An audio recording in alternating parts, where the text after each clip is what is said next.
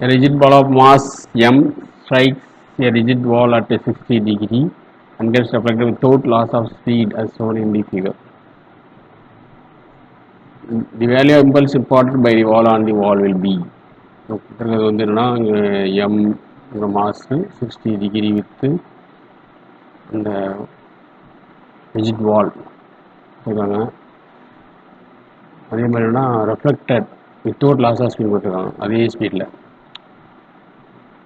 அப்போ இங்கே பார்த்தோம் அப்படின்னா உங்களுக்கு வந்து ஒரு ரியல் டைம் ட்ரையாங்கிளாக எடுத்துக்கும்போது இது வந்து அட்ஜஸ்ட் சைடு வருது, ஓகேவா. அதே மாதிரி இந்த right hand triangle adjust side வருது. அப்போ என்ன வரும் இங்கே அப்படின்னா இது வந்து வந்துட்டு இப்படி திரும்புது, ஓகேவா. அதே மாதிரி இது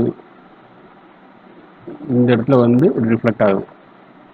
அப்போ ரிசல்டன் வந்து இங்கே தான் இருக்கும். அப்போ பார்த்தோம் அப்படின்னா B I is equal to m into minus v cos 60.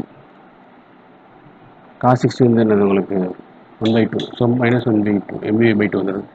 Final moment of the ball perpendicular to the wall பார்த்தோம்னா அதுவும் என்னது mv cos t வருது.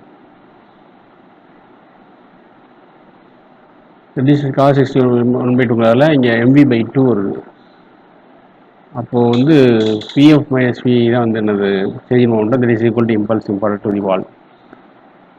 ஸோ இது final momentum mv/2 minus initial momentum. mv/2 minus minus plus வந்துடும்.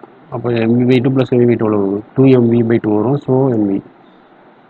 Option 3 m into v is correct answer. Is mv is correct option. Thanks for watching. Keep watching. Subscribe and share.